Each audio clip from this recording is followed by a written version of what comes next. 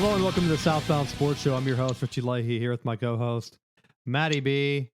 We're talking on the pre-show about injuries, and we just witnessed Mike Tyson come out with a clearly injured knee and what was probably one of the biggest scam fights of all time.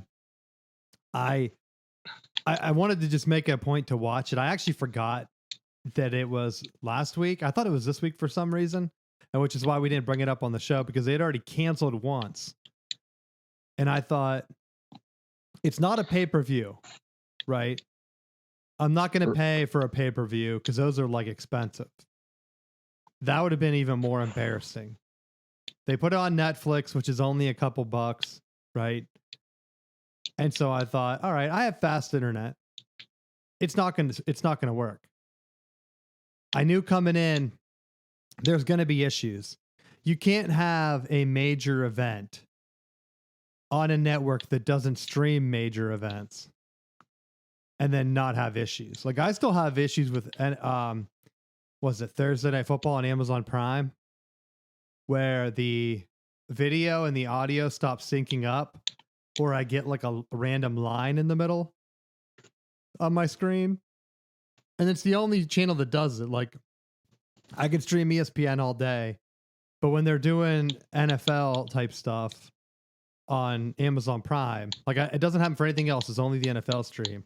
So I knew Netflix was going to have issues. I just didn't know how bad it was. And the crazy thing is, man, we talk about it like it's the good old days. We used to watch like 4 college football games at a time on the very early version of ESPN 3 or whatever it was. So the fact that Netflix can't get their one stream to work is bad news for everybody. But I figured, oh, I'll watch it. It can't be that bad, right? And it honestly wasn't that bad. I actually only had internet problems for the women fight in the middle, which is right before the Tyson that came out, and I thought, oh man, they're gonna get killed here.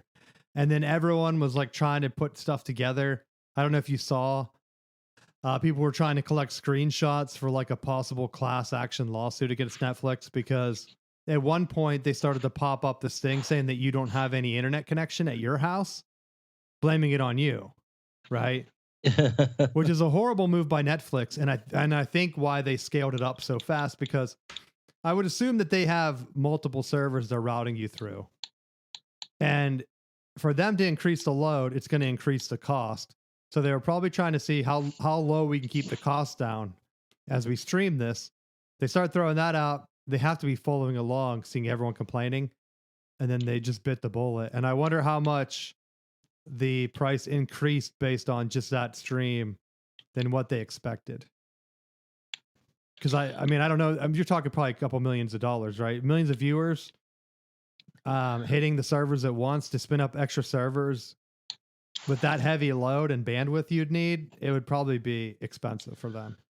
Well, and I just thought, for as much as we've kind of talked in the past about streaming services and getting away from traditional cable, there was part of me that honestly just was like, this is just a complete like throwback to why you should just have it on standard cable where they're going to be able to handle, because I feel like every time there's some kind of event like this that goes on, it's like the provider just does not have the systems and structure in place to handle the amount of volume that they're going to have.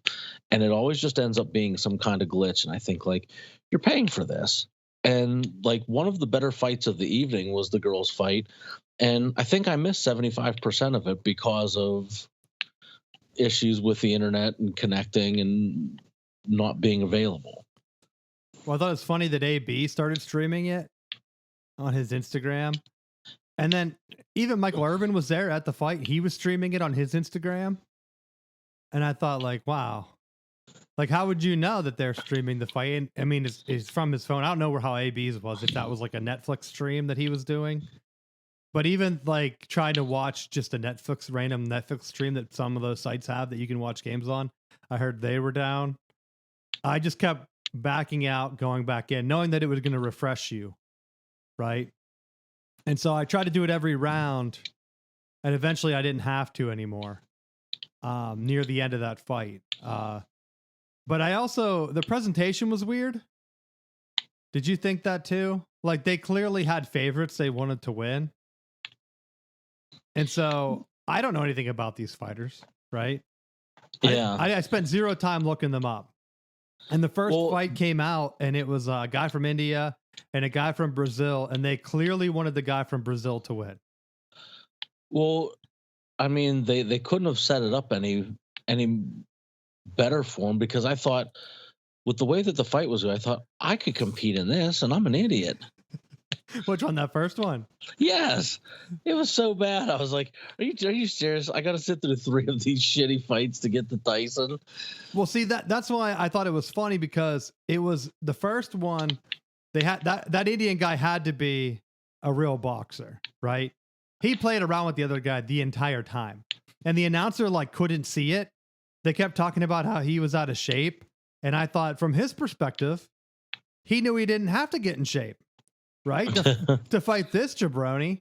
They picked a guy that had a Netflix comedy special. So you're telling me that I'm supposed to believe that this guy from Brazil is an excellent musician, artist, dancer, comedian, and boxer?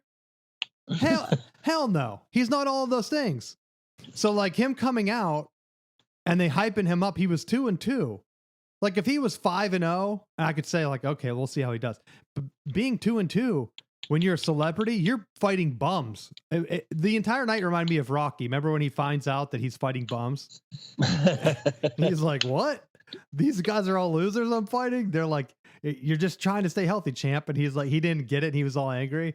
That's what the fight reminded me of. Netflix was like, we're going to try to put our guys up against like this Indian guy. He's going to be a bum. So all of their notes were like how he was a bum and how he was out of shape. He literally took a chance to push the guy in the corner and then dry humped him as like a show that, like, how embarrassing for the other guy, right? Yeah. Because you're like, hey, Brazil, come watch one of your most famous celebrities box on Netflix against some random guy from India. And Get humped. And then he humps you on TV, like in front of your family and your country. That had to be the lowest point of his life, I think, right? I mean, I don't know much about the guy. Think like, man, at some point that happens, you have to just go out swinging. You can't just be like, no, I'm just going to allow this to happen and stand there and march angrily. Yeah, but he still stood there. He didn't fight. I think in his mind, he thought, I'm going to go the distance. Like, I think everyone on the night just thought, I'm going to be Rocky. I'm fighting a random guy. I'm just going to go the distance. All I have to do is not get hit in the head, and then I'll be okay. Because they were talking about like, oh, here's where he makes his comeback. I'm like, he's not even trying. He's just trying to let this guy not hump him again in the corner. And the other guy was like, he wasn't even. I mean, in theory, isn't a bad strategy. Bro, he wasn't even covering his face. The other guy was taunting him. He was like, try to punch me. Every time the guy tried to punch him, he wasn't even covering his face. He would easily dodge it and then do like, I don't know what the hell that thing's called. You know, from the movie Kickboxer, how they have that like training dummy where it's like the rods and you have to like punch your way around it. That's what the Indian guy looked like he was doing. He was like, you know what? I'm going to show off a little bit of flair here just to show how slow this guy is. And he was doing like kind of routines that you would only do at practice.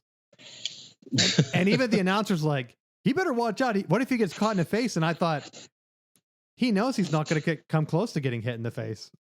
He's so much faster. And they kept saying he's out of shape. And I'm like turning it up and listening. I'm like, are they talking about the Indian guy? Because he's killing him. And there's no chance that the other guy could win. And that fight, that's what I remember. The second fight, I barely remember. Because it seemed like an ESPN fight. Like that seemed like I think that was a legit title fight. Where the one guy, was it the Mexican fights, right?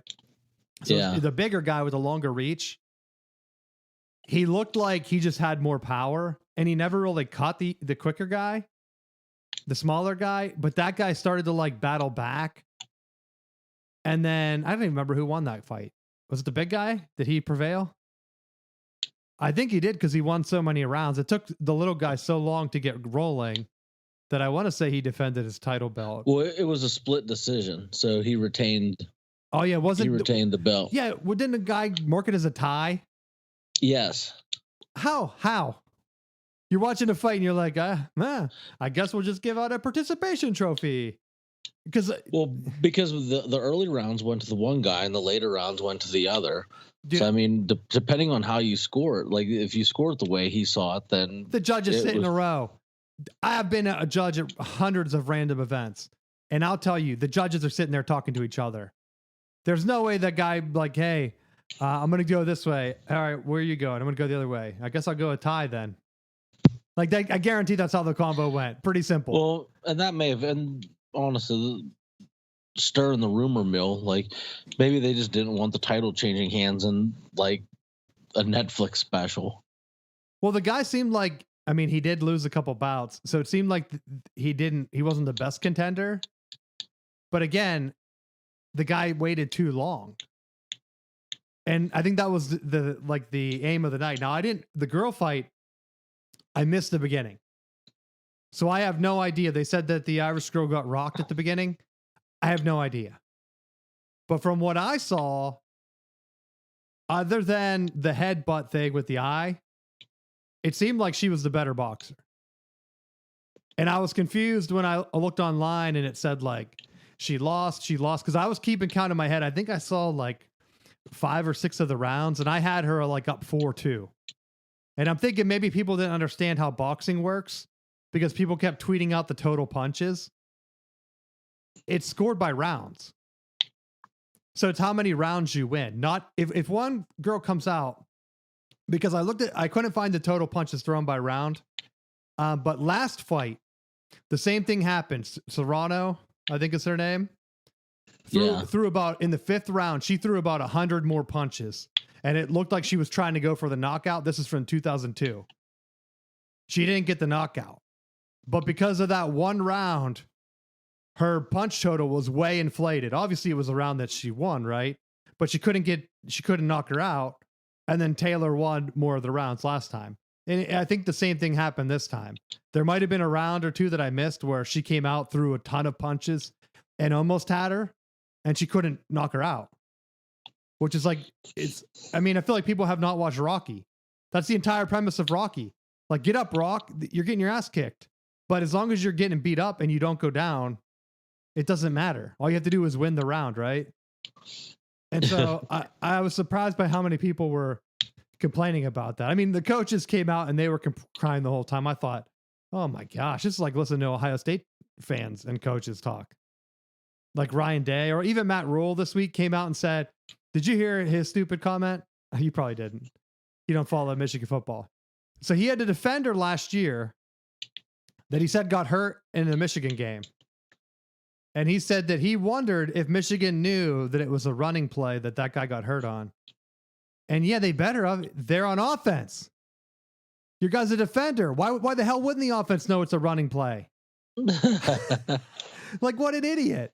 His defensive end gets blocked and got injured. And he thought that because Michigan knew that the defensive end was, oh my gosh, he's going to rush Matt on the defensive end or whatever that guy is, that Michigan knew it was a run. So they blocked him.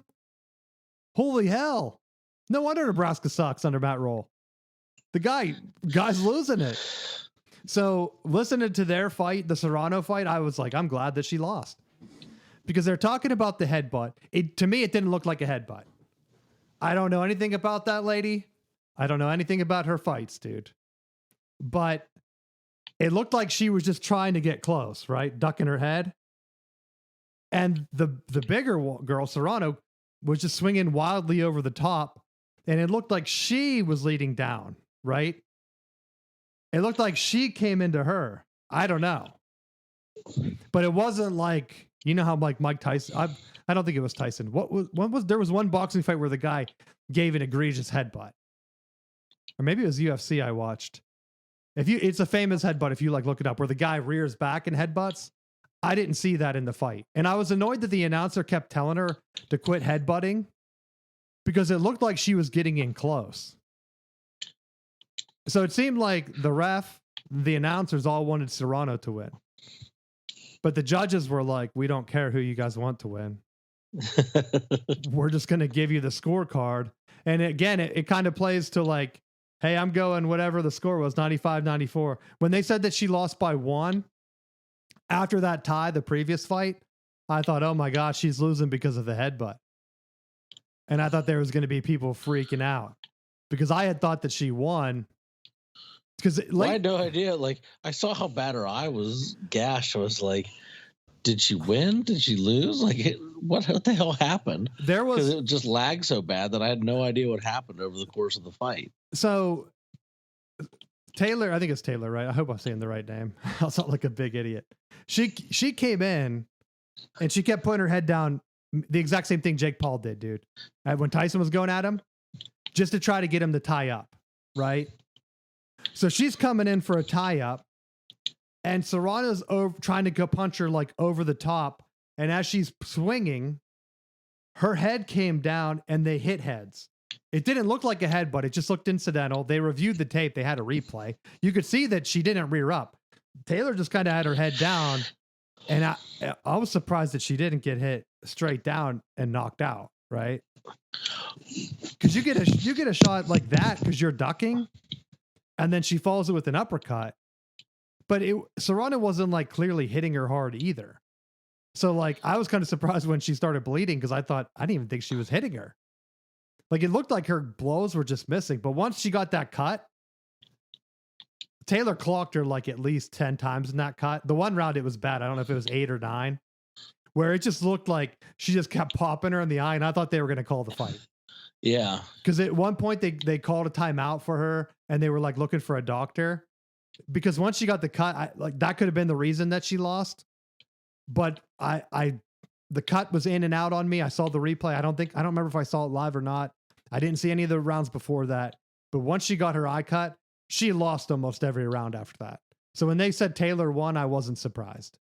I was surprised that it was 1 round or 1 point closer. I could have saw that it was a tie. If they would have gave it a tie because of the point deduction, like the previous fight, I wouldn't have been surprised. And then she would have retained it anyway. But I honestly thought that she won. If the eye cut was the reason she lost, that's unfortunate. But it's not like it's not like she's headbutting her on purpose. So and maybe I missed this, but I think both the girls fought in the like they both were competing in the Olympics too. That's why they were calling so much more attention to Taylor with the headbutting, because I thought they said that was something that was going on at the Olympics too, that they were trying to address, which is why like it kept being brought up. Well, that's what I was wondering, because it didn't look like she was actually headbutting though. To me, like she looked like she was just leading with her head. Like she had her gloves down and she was just kind of trying to get close to tie it up, but she was smaller.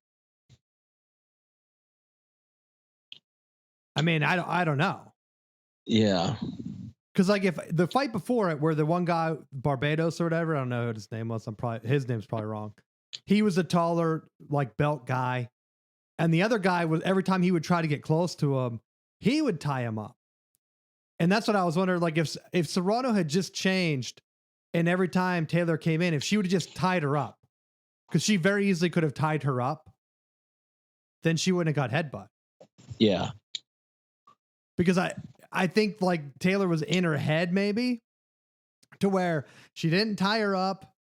She just kept trying to fight, but she wasn't, because it was like she found the zone where Serrano didn't. It was like her arms are longer, so she didn't have the full power to hit her, and she was just standing there. So every time Serrano was like swinging and following through, she was getting even closer, and then Taylor was just clocking her in the head. And I thought it was like, I was wondering, like, why doesn't she just back up? And then they had that monologue about how she fought different weights. Like, I thought, oh my God, this guy and Ryan Day should hang out. Like, oh man, we had some recruits didn't work out, blah, blah, blah. Some guys got hurt. We're fighting at different weights. Like, we're champs in different rounds. We never get headbutted. That one girl got headbutted. He kept saying the one girl got headbutted. And then I was surprised that if the headbutting was so bad, Netflix couldn't get a highlight of it. Right? Yeah. Like, that's the thing to me. It's like, wow, she's a known headbutter. Okay, well, cue up some footage here. You guys, if you knew she was a headbutter and you thought that might be key to this match, I mean, you're showing me Mike Tyson's butt cheeks, but you can't get me. You can't get me a headbutt footage from before. I didn't believe it. I figured these announcers have been cheering for the person they wanted to win. I don't buy the headbutt thing. I didn't think it was a hard headbutt. I thought it was incidental. I thought the right person won. And I'm sorry I missed the first round. Maybe if I would have saw the first couple rounds, like first 3 or 4, that I would have saw. I mean, it was in and out, so there were some parts I missed later too. But like I said, from what I saw, Taylor won. And she said she's open to a third fight. I wonder, like, would that just be on ESPN Fight Nights or something? I don't know what the last one was on because I didn't even know who they were. So, well, and I think like the overall, all of the fights like on that special just kind of highlighted the issues that people have had more recently with professional boxing. That it's been like more like speculative of looking at there's definitely things that happen in the fights that you're thinking there has to be cheating. Like, oh, that's why I just want full disclosure.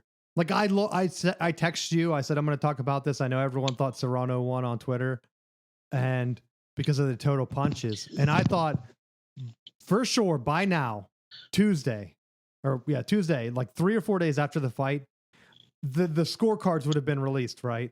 Or they would have at least had a breakdown of total punches by round. You're telling me during the fight, you have the count of total punches, and you put that graphic up as a way to steer the fans towards Serrano, right? There's no other way to show that graphic other than, hey, we're going to try to create some controversy to get people to talk about this fight and talk about Netflix. Other than, why don't you show the judges' scorecards? I'm pretty sure they do that for the Olympics sometimes. Like, let me see who's scoring at what. They all scored at the same. What rounds were they in sync? Yeah. Like, were they like me? Was it like 6, 7, 9, 10, I think, where the rounds where Taylor won? And then I would say, okay, yeah, that clicks for me. She did win those rounds. So if she won 4 of the last 5 that I saw, then all she had to do was win 2 more. And that's the match, right? I don't see the first. All she do is win 2 and 3, and that's it. Same with the Tyson fight. To me, Tyson won rounds 1 and 2. It was an 8-round fight. Now, of course, he then stopped fighting, where I was just like, come on, Tyson, what are you doing? All you have to do is win 2 more, dude, and tie it. But that's where I thought going in, that was going to be the deal breaker. Like, if he was going to knock him out early, he stood a chance. And I thought if he drags the fight out longer, that's gonna hurt his chances of winning, because I don't think that his legs were gonna hold up for 8 rounds. Well, there was some shady stuff with that fight because all the training footage, he looked way stronger. When he came out, I don't know if it was because he had that ulcer in his stomach and he lost like 30 pounds in July. He's 58 years old. I think that played more of a factor than what Netflix tried to lead on. I don't know why they just didn't delay it till next summer. Maybe because he's then 59, right? I don't know when his birthday is. Well, and I think they were trying to push it sooner, and it got delayed. So I think like some of that footage had to have just been prior. Oh yeah, that's what I'm saying. I think if the fight would have originally happened in, I think it was July or June, before Tyson got sick, I think we would have saw a better match. Because Tyson came out and looked like, hey, I'm gonna really fight you. And Jake Paul looked scared. It was like when he got hit that first time, he looked like he was gonna cry. He was stumbling back. He started to just tie him up, right? And then it kind of seemed like, I almost wonder, like, did he tie him up and say like, yo, bro, this is just a fake fight. Come on, bro. Well, that was being speculated that was one of the things that, like, he tied him up and was like, hey, dog, you're missing out on your payday. Because then, like, Tyson taps him on the shoulder, like, almost like, Oh yeah, I got you. Because to me, even at the end, like he did that stupid bow or whatever. He's like, ugh. And then it looked like a light bulb went off in Tyson's head where he was like, oh, this was fake. Like they showed Tyson's reaction where he was like up. And then when he did that stupid bow to him, he was like, and like the light bulb clicked and it like looked like he was in shock, kind of like, oh, this wasn't real. But he had given up before that. Tyson wasn't even moving. It was kind of like, hey, quit hitting me so hard. I'm not going to knock you out. And then that was it, where they're like, we'll just go the distance. How many 58-year-old men go the distance? No one, because no one's that old and fighting. Well, and I did think it was interesting that they were like, hey, are you done? Because like after his last fight was like, I can't do this anymore. I have a spinal injury. And they're like, are you done? And he was just kind of like, no. And I thought, with the way that they kind of let that fight go on, I'm not surprised that he's like, no, I don't think I'm done. Like he's just got a massive payout. He wasn't hurt, or like he didn't get any. So compare their faces to any of the other fights, other than the Indian guy had like no wounds on his face. Like, let's be real. Everyone else looked like their faces were beat in, except for the Indian guy. I don't remember his name. And then Tyson and Paul, right? Both uninjured miraculously, right? Two guys that are heavy hitters. You would think that their faces would have looked a little bit more like Serrano, but no, they didn't. Nothing. So I thought going to 2 rounds, I thought too, it's like, all right, you're going to go to 2 minute rounds. I mean, 2 minute rounds. That's nothing. Like that's one of the boxing tapes I have is 2 minute rounds. And I think it's like 30 minutes and you get 10 rounds or something like that. So he was only fighting for 16 minutes, 58 years old or not. A lot of his fighting was just standing there in the middle of the ring or like shuffling it around. He only threw like 18 punches that last couple of rounds. I thought, are you kidding me? I don't care how old you are. You got to at least try to punch better than that. Like, that's why when they showed his training, I'm like, he had to have trained harder than 18 punches. Like a pitch count for a pitcher, but it's like, Tyson, Mike, you're only going to throw 20 punches today, bro. Get out there. Well, there were a couple times where Paul was leaving his face open, and I thought, that is not something you want to do with someone who's notorious for punching people in the face, like Tyson. Like you could see he kind of like stuttered a couple times where it was like, oh, this is where he's just going to kill him. Well, that's where I thought for Paul, the entire spectacle is trying to get people to take you serious. I don't know anyone that I talked to after that fight. I tried to talk to everyone on Saturday about it, and no one said like, oh, that really proved that Jake Paul's a great fighter. It was more like, yeah, that was a scam like I thought. Like it just solidified that Paul's like some type of scammer. And even at the end when they were like doing that banter and like Tyson's like, maybe I'll fight your brother. And his brother was like, I'll kill you, Mike. And I thought, you're just going to keep going with the skit? You're just going to fight all of the brothers. Like at the same time, like you're trying to get it to WWE, which I didn't even know the other brother was in WWE. I don't watch that. So I'm just confused on the whole thing. Is it more it's like they're trying to make boxing WWE, but then there are legit boxers on the fight. And then there are some like comedians getting embarrassed. Like, I don't understand how, like, I want to run to that guy where they're like, hey, this is so-and-so. He had a great Netflix special. Happy to meet you. I'll be like, did you get humped on national TV on Netflix? Like, I don't understand. Like, there's nothing else. It seemed like a comedy. Like, they had Mike Tyson do an interview. He turned around. He had a thong on or whatever the hell he was wearing. And I was sending that picture to everybody, dude. I'm like, what the hell? It's my mood. Like, that's my mood. Just wearing a thong around. Just pre-fight jockstrap. Just, how are you trying to show me that you're a professional thing? Because they're like, Netflix is going to start showing more boxing. I'm like, I will never watch. You're trying to get me to watch something that no one takes serious, even you guys. You could have had the score up for every fight, round by round. Hey, we think so and so. Here's how our unofficial guy scored it. I think they talked about it. I don't know if they even showed it. Like they might have showed it a little bit, but then they focus more on, well, here are the total punches for each fight. And it's like, yeah, Paul really killed Tyson. I'm like, yeah, everyone can see he's just standing there. Of course he only threw 12 or 18 punches, whatever it was. Are you kidding me? I could have threw that. So that's my boxing tidbit for the show. I know we kind of went long on it, but I was excited for it. It's kind of like you have like a favorite uncle growing up and he's starting to like get dementia a little bit and like neighborhood kids are picking on him. That's what that's like.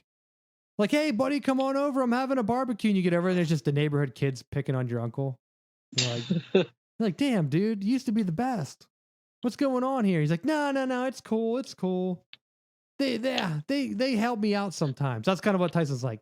Hey, they're giving me a big payday. Like, no, it's cool. It's cool. I'm not going to get beat up, right?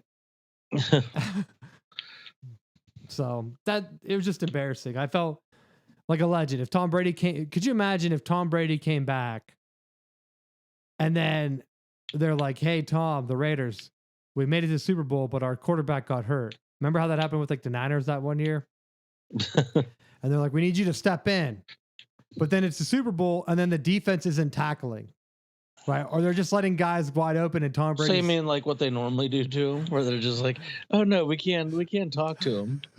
He's just handing off like the whole time. People were like, I expected to see Tom Brady like come in and sling the ball around. It was like Peyton Manning in that one Super Bowl when his arm was clearly gone and he's just getting wrecked out there. That's what, they would just let him win. That's what I expect Tom Brady to happen. That's what the Mike Tyson fight was like, except he lost. And they're like, yeah, but you got to watch him one more time and maybe another time. So crazy. Anything else you want to add about that?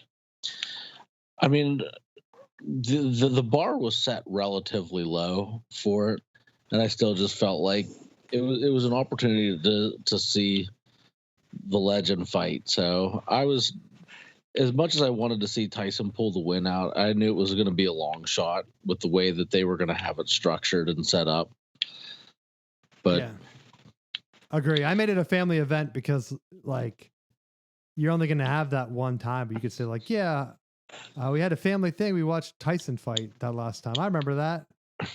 Well, and I thought that it was ironic, like bullied on Netflix for the way that they marketed it, because normally like my wife is not one to tune into stuff like that, and she's like, the Tyson fights tonight. I was like, all right, so I know what we're doing. Yeah, that's what I said. I can't get people to watch football with me, but they'll sit down and watch some Indian guy hump a Brazilian on TV and then watch Mike Tyson model a thong. It's like, what are we doing here? And it was like, do you want to watch the pre-fight documentary on Netflix? I'm like, hell no, I don't want to watch that. I don't want to watch that at all. Why do they even have that?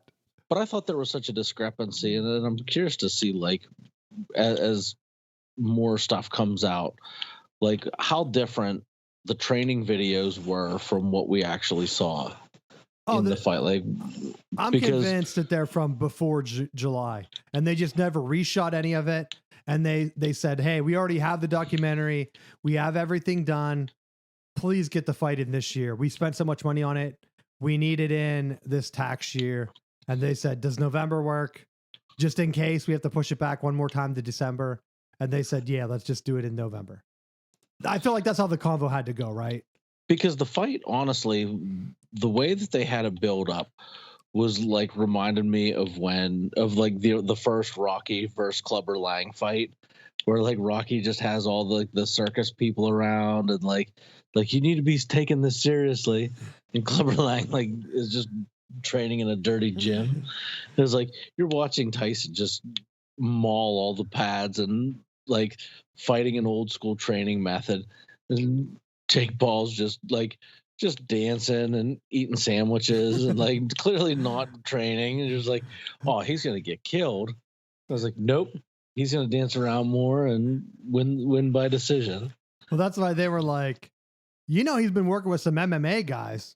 Like that's impressive. I'm like, he's learning how to punch from a bunch of guys that don't box. Like, how's that impressive? Against Tyson, like I wouldn't be afraid of him. And they kept showing how he had that one knockout. Like they kept showing the one highlight. I don't know what fight that was. I haven't watched him fight before, but I thought, come on, he has to have other highlights. Isn't he just fighting a bunch of bums like Rocky? Isn't that his entire career? Like fighting other celebrities. Like he fought that one UFC guy past his prime. Silva was like the best UFC, and he's like, you're going to come box and I'm going to beat you because you're like 50. Like that's like the Tyson demo. It's like, hey, get Tyson in here. I like I like when they had their press conference. The guy's like, I got the next fight for you. My great grandfather's 80 years old. I like how Tyson slapped him. And then the way Jake Paul played it, I thought, was that faked? Or was he just so good at being an asshole that he just leaned into it? Yeah. Because I thought, man, I might have had that same reaction though, where he was like slapping his own face after. Like I could take Tyson. That's what made me think where he thought, oh my gosh, I can take Tyson. And where he came out and it kind of looked like a real fight for a little bit. And then he was like, I can't take Tyson. I can't take Tyson. That slap got me fooled out here. I'm going to get knocked out. And then he tied him up and was like, Mike, don't knock me out, bro. We need to make this go 8 rounds. And Mike's like, huh? What are you talking about? Okay. We'll just fake it. Because they came out to his Hangover song, which didn't click with me either, but him and his brother were both dancing to it. And I thought, who is this for? Like, who's supposed to be pumped up by this? I don't think anyone was pumped up by him. Netflix tried to did you see where they also showed like how famous these two were? And it was like Jake Paul's Instagrams or whatever versus Mike Tyson's. I'm like, Tyson's known for actual boxing, not for being on Instagram. Right? Why you show me this? How about you show his world titles? Because it reminded me of the Tom Brady. He's doing TV now. But in the booth, it like had him. It said Tom Brady, 7-time Super Bowl champion and something else. And it had his co-host and it said works for Fox. Could you imagine? They're like, I forget who the guy was. They're like, hey, what do you want to put on your title? He's like, I guess just say that I work for Fox, right? And they're like, Tom, what are you putting? Well, 7-time Super Bowl champ and whatever else. And they're like, all right, got it. Maybe it was MVPs or something. Like that guy had to feel like such a douchebag. Like, what is your expertise? Like, why are you talking, buddy? You work for Fox? What does that do with anything? How do you know football? He didn't even say like research football, PhD in football, like nothing. He had nothing other than works for Fox. That's what I felt like for Jake Paul. It's like, why is he the headliner again? Because he's like the marketer? Like, it's like Mike Tyson fighting Don King then, right? That's basically what it was. Except they were just not really fighting. So, I don't know. Anything else you want to add? I want to talk some football. No, that's it. Because my football thing, the Steelers, dude, they keep winning. How? I don't know. I feel like they're going to be a one round and done maybe in the playoffs. But Pittsburgh is buying back in. And beating the Ravens is always good. But Lamar Jackson, he's like, what, 1-5 or something versus Steelers now? How? The Steelers, at least that was the graphic they showed. Maybe it was at home or maybe it was on the road. Because I feel like he had to have played him more than like 6 times, right? Or 7 times? 8 times? How long has he been their quarterback there? Oh, it's been ongoing. Yeah, so like for him to only have 1 win, that's what they showed during the game. And then he didn't get one, so I assume it's still 1 win. How? Steelers have sucked. You're losing to Mason Rudolph and Dobbs, which, remember how I brought up that backup commercial? Where I was like, how do people know who these quarterbacks are? The new backup quarterback commercial is Dobbs, dude. I don't know if you saw it. I didn't catch what it was about.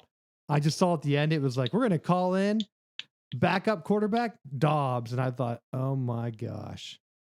How embarrassing to get that call." Like, "Hey, Case Keenum's not available. You want to come in?" He was like, "I was just starting like last year." They're like, "It's okay. Just come in. Do you want paid or not?" And he's like, "Okay." That's probably how the convo went with Tyson too. Like, "You want paid or not?" He's like, "Oh, okay." I guess. Twist my arm. All right. Yeah. No one's calling you now, Dobbs. So Lamar just can't get it done. And he had a chance. And I thought like he was going to run it for the 2-point conversion to even tie it. And I thought, why are you rolling him out to the left? Like, that's such a hardball move where it's like, we're going to run you to the left where you can't really throw it. We're going to give you no passing options. And we're going to roll you out to the weak side. And you're just going to run out of time for the 2-point conversion. And that's it. And that's why I wonder, like, you can get hyped up about the Ravens, but once playoff John gets in there with his conservative nature, he does it versus the Steelers, they're going to lose. And what do? Do you fire John Harbaugh? I'm sure some other team would take a chance at him. I like how you just keep weaving this in to really just try to bring that like fire him and let him come to Michigan. I didn't bring that up at all, but I like the way you're thinking. Just will that into existence. That's how I got Jim there. Go to the stadium, chant for Jim Harbaugh. Told everyone, "Hey, we're gonna get Jim Harbaugh. He's available." And people were like, "Who's Jim Harbaugh?" I'm like, "Just trust me. You want to chant hire Harbaugh." And they're like, "Who? But who is he?" I'm like, "Guys, you sound like a bunch of idiots out here. Just do what I'm telling you. He'll be great. He'll win the national championship." And then it came true. So if John just wants to come down and replace his brother, I mean, do they really want the Harbaugh legacy to end like that? He's losing to Tomlin every year. It has to be tough on him. So I'm just wondering what will happen. Do they bring in fresh blood? I mean, the Jets are blowing their entire staff up, firing GMs, firing coaches in the middle of the year. At the beginning of the year, everyone's talking about how the Jets looked like a great team with Aaron Rodgers. Maybe it's not the coaching or the GM, other than the GM brought in Aaron Rodgers. Maybe it's just Aaron Rodgers is old and shitty. Like, what has Aaron Rodgers ever won other than that one Super Bowl 15 years ago, 14 years ago? One Super Bowl. He's won nothing. They get a couple MVPs. Green Bay had some great teams. Maybe he was the reason they were blowing it. It's not like he played Tom Brady in the AFC. He was in the NFC. He should have been to a lot more Super Bowls, and he couldn't get there. I've been telling you, I've been harping on this all year because I thought Jim Harbaugh made a horrible mistake going to the AFC. If you're playing Patrick Mahomes and Tom Brady and not making the Super Bowl, like Josh Allen, not a big deal.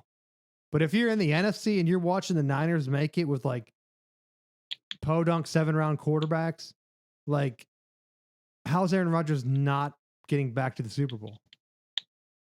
And the Jets are excited about getting him? Nah, dog. That's a no from me. He's horrible. So, Jets 3-8 or whatever, and Aaron Rodgers said he's coming back next year. Oh, good. I can just bet the under on the Jets money line then, or whatever, the over under. They're going to hype him up as like a 10-win team. That's an under for me. Like, I don't understand why people think that he's going to come in and do good. He's not.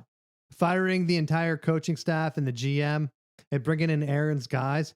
Aaron hasn't won anything. What are his guys going to do? Nothing. He's done nothing. The one year they had the great Packers team a couple years ago, he scored like no points against the Niners. They lost like 13-10 or something like that. He did nothing at home. Like, what's wrong with him? That's why he has a bunch of like random celebs as girlfriends. They're like a beard for him because he's like weird. Like he has a marketing team or whatever. That's how I feel about Aaron Rodgers. So I don't know. The Jets fans, Take it. Like, that's what you have. Same with the Bills fans. They're like, hey, we beat Mahomes. Yeah, awesome. It's like, do it in the playoffs, dude. Do it literally anywhere it counts. Right? Didn't they get him at home and they still lost to him? Like a year or two ago? Yeah. Although I did like the one graphic where it was like Peyton Manning like goes to a new team, wins the Super Bowl. Tom Brady goes to a new team, wins the Super Bowl. I think who the other quarterback? Oh, Joe Montana goes to a new team, goes to takes them from losing to the AFC Championship. Aaron Rodgers goes to the Jets, immediately gets the head coach and GM fired mid-season. I know. That's why I don't think Ben did it best, where if you just retire with your team, no one will be mad at you. And you'll just be a legend. Aaron Rodgers could have just retired for the Packers and been like, you know what, I'm done. But he came in, he got hyped up, people bought in, but he wasn't even winning with the Packers. Like Tom Brady was kind of on top. He was winning Super Bowls, and then he's like, you know what, I'm going to retire. Joe Montana, they kind of pushed him out on top because they had Steve Young. So, of course, he was going to be successful. Peyton Manning, what was that dynamic? He just went to a better team, right? Like, yeah. It was like going to the Jets, that's not even a good team. So I don't know what to think of that. I just feel bad for, I guess, I actually don't even care about New York fans. So I guess I don't feel bad at all. It's just funny. We'll see what happens. What do you think of that Packers blocked kick? You think that was a penalty? Did you see it? No. So the Bears drove down for a game-winning field goal. Didn't run a play. They get to the 30-yard line. You would think like, hey, we're going to at least run one running play. It was like 30 seconds left. They had a timeout. I think they just let all the time kick down, and then they called it and then kicked the field goal, if I remember correctly. And of course, the Packers had three dudes right over the center. Jumped them. I didn't see them really push them, which you're allowed to just not try to touch them. They blocked it. And then the Bears, they said, oh yeah, we're going to put in a letter with the league and see if they yell at the Packers for that play. That was illegal. And I thought, Chicago, stop. Or are you watching the Serrano team defend their performance in that fight? Like, why are you letting her get in close and not wrapping her up? Well, we don't know. We didn't think about that. We were just thinking that she could headbutt you. And she did. That's what the Bears were like. We just didn't, we didn't point it out at the game, but we wrote him a sternly worded letter after it. Right? We let him know that they're not going to redo it because you don't know if the guy made the kick. It looked like he would have. It was just short because they hit it straight on the top. But how embarrassing is Bears fans where it's like, hey, do you beat the Packers? No, never. We never do. Oh, okay. How'd you lose last time? Like they blocked a field goal. They're finding new ways to beat us. I don't know what to think. Because then the Packers, like Jordan Love didn't really do anything down the stretch. He needs to just get it together. But again, does it really matter? The Lions look great, but they're playing nobodies. So does that really matter? Cowboys are falling apart. Their stadiums, pieces of metal are just falling out of the roof there. Probably from Tyson, right? He punched with so much power that the stadium fell apart. They can't have him down there anymore. Just strange. Like, I wondered how, because we've seen accidents like that before. I think it was an Iowa Hawkeyes game where, was it, I forget who the receiver was. I think the receiver almost got hit by like a falling camera. And I'm wondering, like, that has to happen more often. Like, and that we're just lucky that the game's only an hour like every week, because I guarantee they're not upgrading pieces of metal in the stadium. That stuff probably falls when it's empty during the week. And we just never hear about it because they're like, oh, crap, that fell again. Go put it back up there. And this time they had to weld it to the catwalk. Why? Like, I don't understand it. Why? They're like, well, we can't get it out of here till after. We'll just weld it up here so it doesn't fall again. I'm like, the entire game, I'd be looking at that piece of metal and wondering if it's going to fall. Like, oh, no, don't worry. It's good now. Wasn't it welded to the first part? Like, well, yeah, it was. Well, how's it going to work now? And it's like, well, we don't know. We'll get it after. Don't worry about it. Just watch the Cowboys' awful performance. And McCarthy, I'm not even on board with firing some of these coaches. Like, fire McCarthy, whatever. If Prescott's hurt and that's your guy, how do you blame him? The Cowboys seem like they're decent. Sometimes they look great. And then someone always gets hurt, Prescott or someone else, and then they always fall apart. I don't know if you can blame the coach for that. Maybe a new coach would help them out, though. I don't know. What do you think? Possibly. I mean, I always just feel like I don't know what the heck the issue is, that they just can't seem to put it together. Well, it seems like teams like this, when they're like, we're going to fire our coach, they always make like a dumb decision, like Josh McDaniels or someone as their coach. And you're like, what? Why'd you pick him? Like, so I don't know what you would do. Like, where do you go? You wait for John Harbaugh to get fired by the Ravens or something like that, where a change of scenery might be beneficial to both teams. But again, if your team's winning or in the playoff conversation every year, like the Ravens have been, maybe you don't care. You keep John Harbaugh and you keep going like the Cowboys have McCarthy. Seems like they've been around the playoffs with him. Do you blow it up? Why would you? Why would you blow that up? Because I'm wondering like what his stats are. I'm going to look it up real quick. Because I'm wondering, I know they're not as good as what he was with the Packers, but he's had what, three of his first 4 years, the last 3 years, they've been in the playoffs. They've lost to the Niners twice and the Packers. Packers are pretty good last year. Probably could have won the Super Bowl if Love could have, or been in the Super Bowl if Love could have not thrown that interception. And then the Niners have been to the Super Bowl, so it's not like a bad loss for them. But this year, with the injury to Prescott, how do you blame him for that? Right?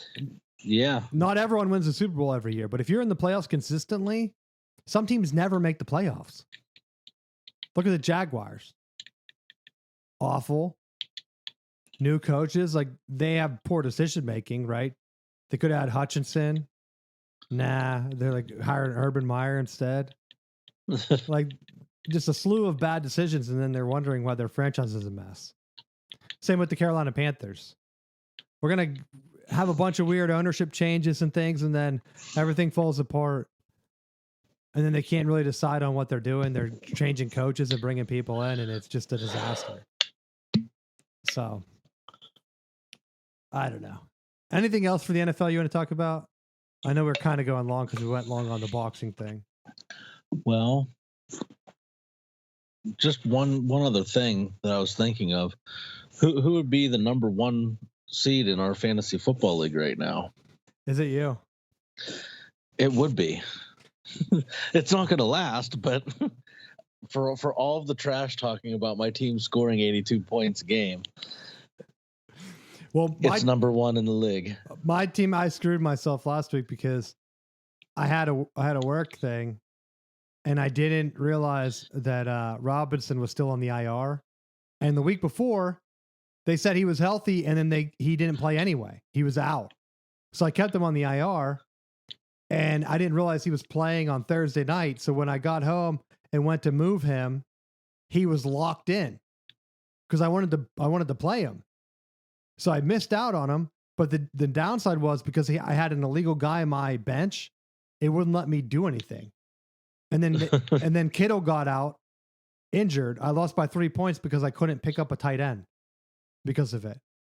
The insane thing was I had tried to bid $11 on Disley. No one else bid on him. He didn't get picked up. He had 18 points, dude, for the Chargers.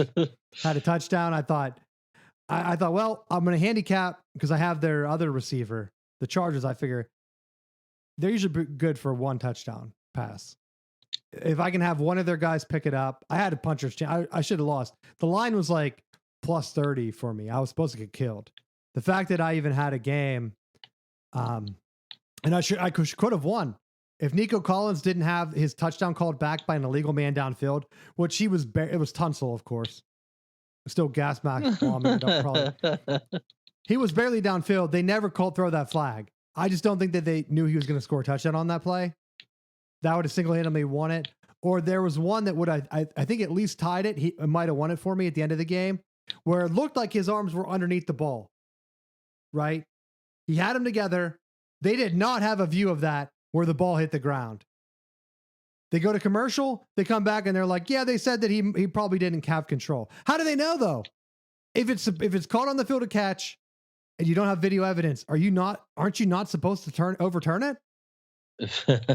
And I feel like Jerry Jones just called it in and said, like, come on, guys, they're killing us. Please call that incomplete. And then that kind of ended it for me. Because I think that would have won me the game because they would have kept control. And I don't know if the other guy had the kicker. And I think he kicked another field goal or something that put a nail in my coffin. Or maybe he got an extra point. I can't remember. I think he did kick a field goal. Where if Nico would have caught that, they would have been down. Maybe they could have scored a touchdown and then I would have won. Because all I would have needed was just not another field goal, and I would have won. And then, of course, that happened or something. I can't remember. But, yeah, they had a chance. C.J. Stroud just looked awful. I can't be the only one seeing it. He is inaccurate. Nico Collins was wide open. He threw it way over his head for an interception. He got the one guy killed. I don't know if it was Tank Dell. I can't remember. He had him on the flat on the outside like a deep out. Wide open. Instead, he threw it 5 yards to the middle of the field, almost another interception, and got him killed trying to reach back to catch it. And I thought, why is he so bad right now? That was his thing, was like, hey, he's coming from Ohio State. He's really accurate. And when I see him not be accurate, something's up. I don't know if he's injured or if not having Nico there gave him a little bit of the yips where he's not setting his feet. But he did not look good. I know they beat the Cowboys. Who cares? Cowboys suck. He's not looking good. I'm not buying the Texans right now. I do not think they're going to make a deep playoff run because Stroud is inaccurate, and that's going to lead to some bad passes. And hopefully no one else gets hurt for them because of it. But yeah, you know what's funny?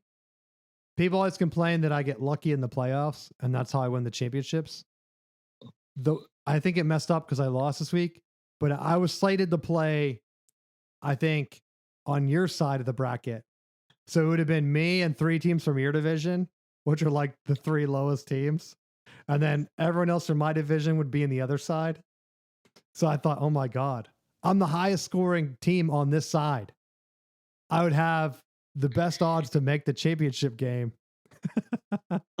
Like me and you in the semifinals would be a dream come true for me. No offense. Because I'm like, I think I'm 4th or 5th overall scoring. If you look at the top scoring, it's my division or the top 5, and then 1 from your division, and then the 7th is ours too. So we almost have the entire top half from my division, which is insane. And I don't think it's ever happened in the league. So if it comes down and it gets fixed where our entire division makes the playoffs, I'll just laugh. I don't think it's possible. I mean, I guess it is possible. It'll be you and my division. Although maybe you can win it. If you win it, that'd be funny. I just keep laughing because, like, when I go back to the beginning of the year, like, my team that I drafted was dead last. And I really like just the way that our league is set up. There are so many teams that I love when they're like, oh, this is a player that you should pick up for your team. He's available in all these other leagues. Like, yeah, there's no way in hell he's in our league. He's already been picked up like 6 weeks ago. That's why I was surprised that Disley was available, because I thought, man, people need a tight end, right?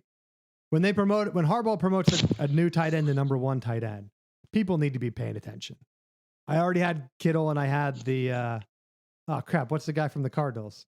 I have that tight end too, and I thought, well, he's on a bye, so I only have Kittle, and of course he's not going to play, and I can't pick up another guy. I had him, and Knox was the number 1 for the Bills, so he was my number 2, because I always rank 3 dudes just in case, right?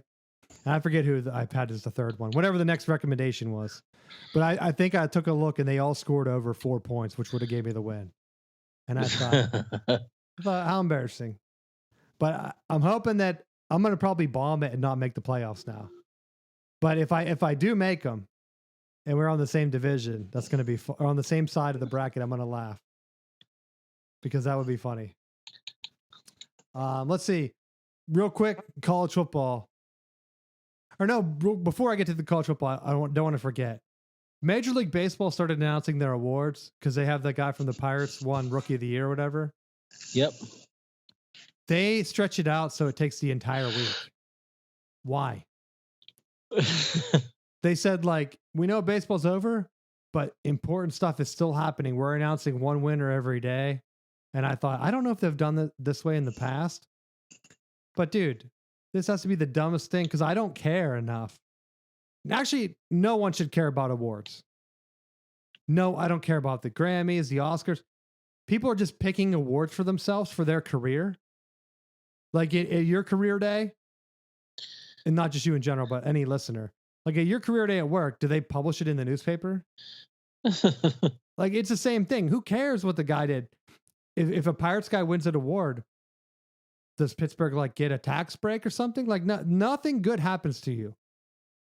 The only thing that's going to be beneficial for is when the Yankees sign him and they can say like, look, we just signed a guy that won Player of the Year or Rookie of the Year, whatever it was. So that's the only thing awards are good for, marketing. People tell me like, hey, so-and-so won an award. It's like, yeah, I got like Employee of the Month too. Great attitude. And they're like, what? Who cares? But now I'm tying that into oh no, wait, actually, I was looking at the stupid NBA Cup too, real quick. And I thought they showed an ad and it was like the Final Four NBA Cup. And I thought, oh my gosh, are they having like the finals tournament this week? Of course not, Matt. It's still so confusing that I have no idea and I don't care at all. Like it's going into December now. How can you have an in-season tournament that takes forever? That no one's even talking about. Right? Because the Celtics upset the Cavs today. Cavs were undefeated. And it's supposed to be part of the Cup group play. What does that mean? Nobody knows. Nobody cares. There's no bracket for it on ESPN. Like you have to dig for it. And I still couldn't find a good bracket for it.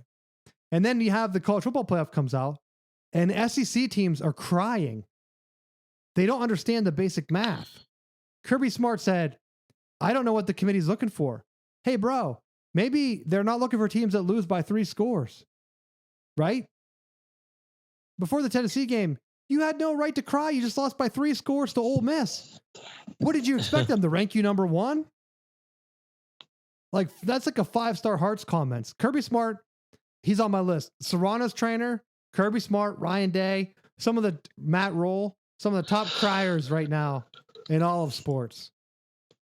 I don't know if it's supposed to be motivating, but it's like turning you into a villain because no one cares if all you're doing is crying on TV every time they interview you.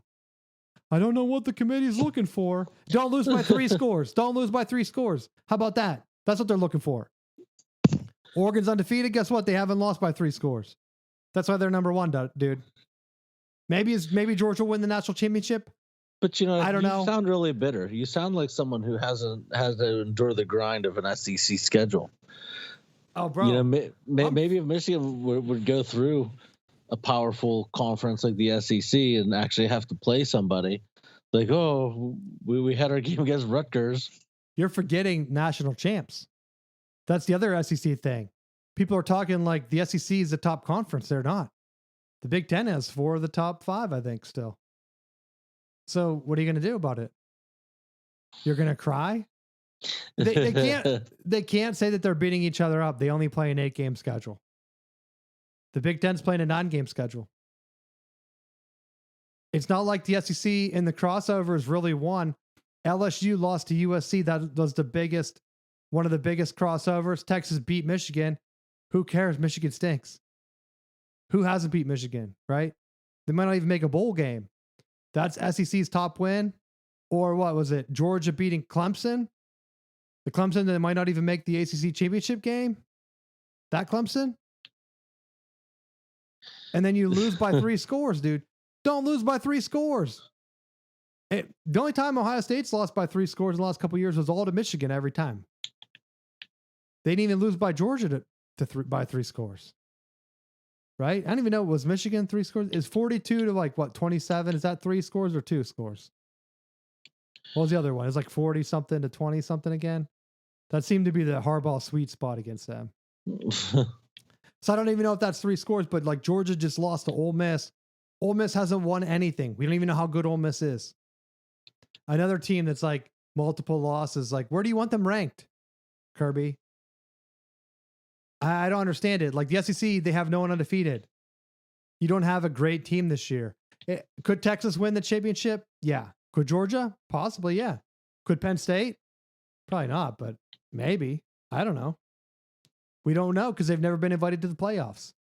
Like the bracket right now annoys me because Ohio State has the easiest path of all time, dude.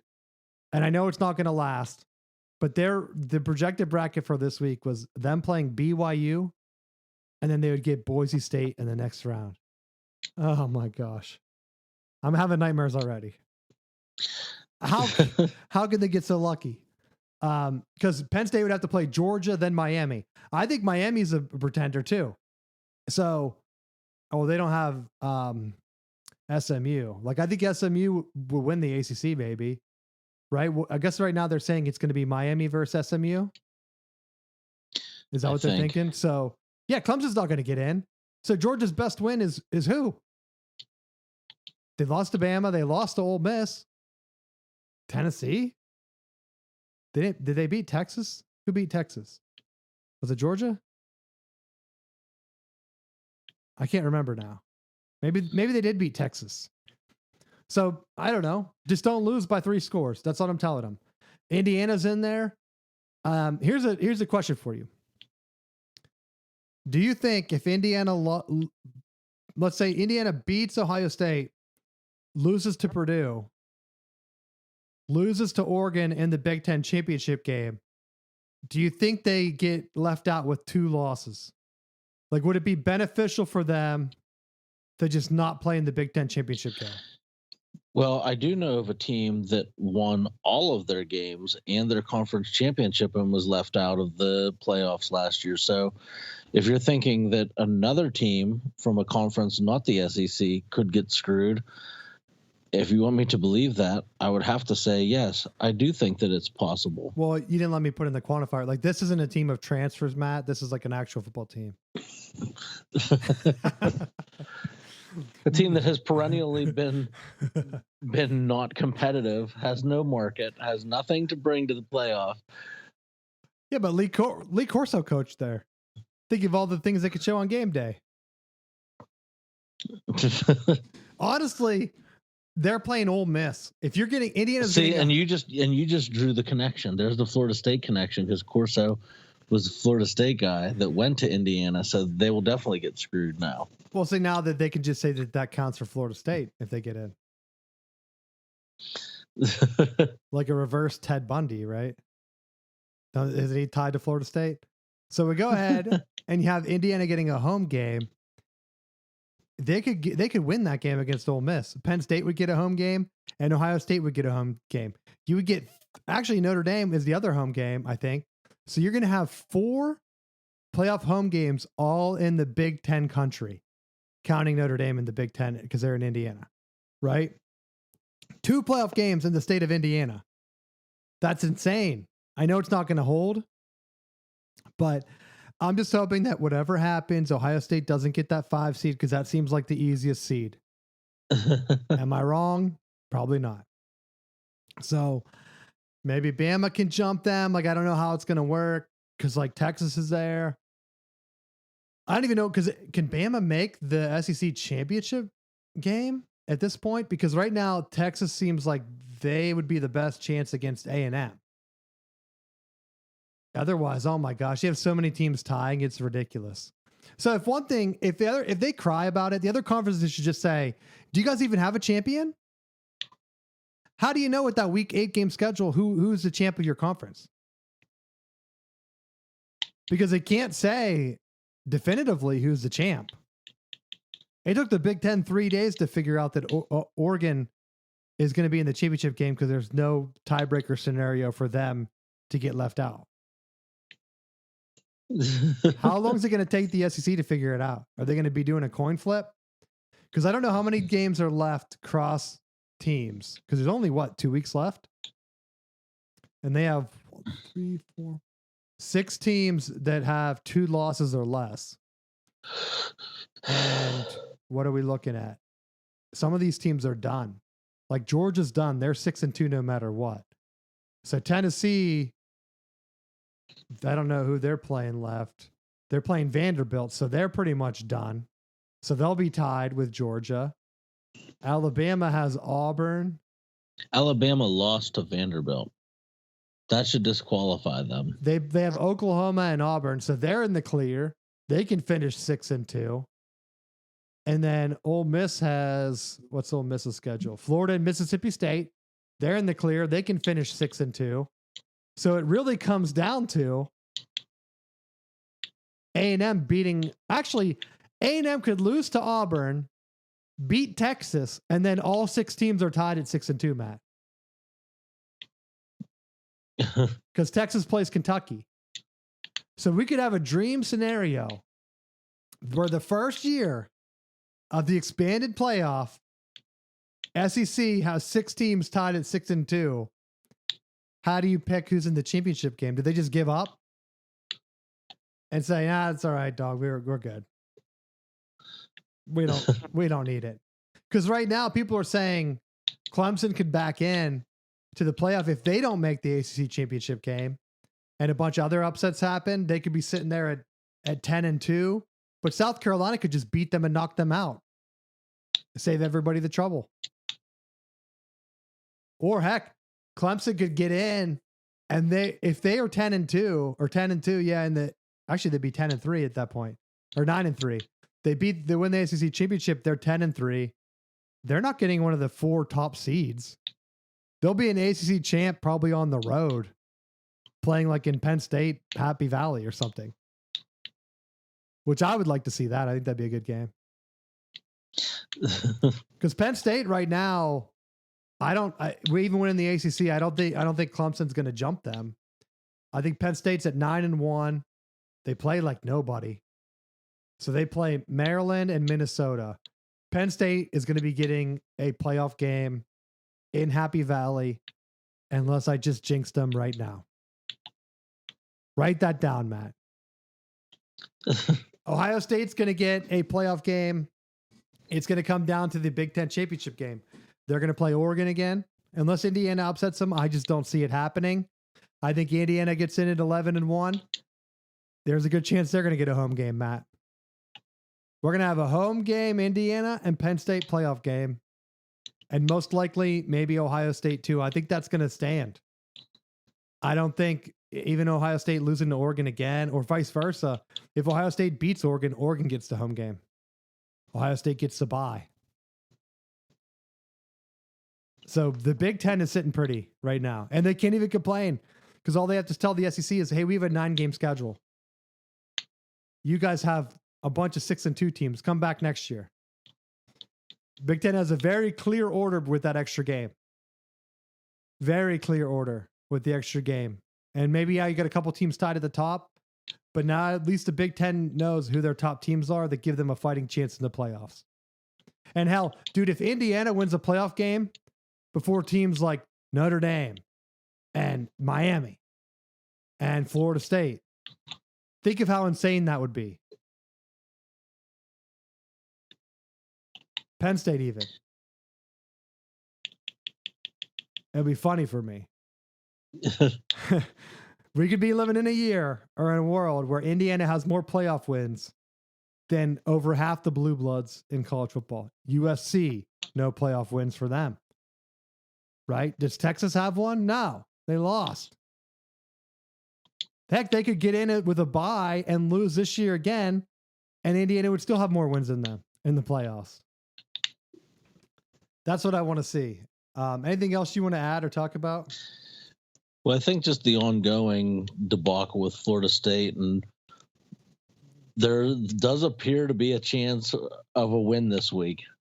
So we are playing Charleston Southern. So I think if they don't convincingly win, I do think that may be enough to just have the boosters pull the plug on this experiment with Norvell. You think Norvell's going to get fired? I think if he loses to Charleston Southern, absolutely. That's insane. So I did look it up real quick. The only teams that have playoff wins are TCU, Oregon, LSU, Washington, Michigan, Georgia, Ohio State, Clemson, and Alabama. So there's only like, 8 teams, 9 teams? I didn't count as I was saying them. TCU is the only one in the Big 12 left that has a win. Or did I say Notre Dame? Notre Dame does not have one, if I read it wrong, because I don't know why they have it sorted like that. I guess because they've been in it twice. So you have the teams with multiple wins are Bama, Clemson, Ohio State, Georgia, Michigan, and LSU. That's it. So Indiana could get in, get their one win, and then laugh at all those other schools that don't have any wins, or heck, even an appearance. USC, no appearance in here. There's a bunch of other ones that haven't had an appearance, like Auburn hasn't been in here. I know they're not really considered a blue blood. Florida has been nowhere near the playoff. So we're looking at a good thing that could happen. So I'm cheering for them to beat Ohio State. If they win a Big Ten championship, that'd be sweet. I'm also cheering for SMU, and I hope BYU rebounds. They shouldn't have lost to Kansas. That's kind of embarrassing. But I was hoping that they would get in just so we could see some new blood. I think college football needs that. And heck, if BYU gets like a home playoff game and knocks out an SEC school, then like how you'll see if they beat Ole Miss or something, Lane Kiffin will be on that next airplane ride to Florida. Or heck, maybe Michigan. Write that down. So, anything else you want to talk about?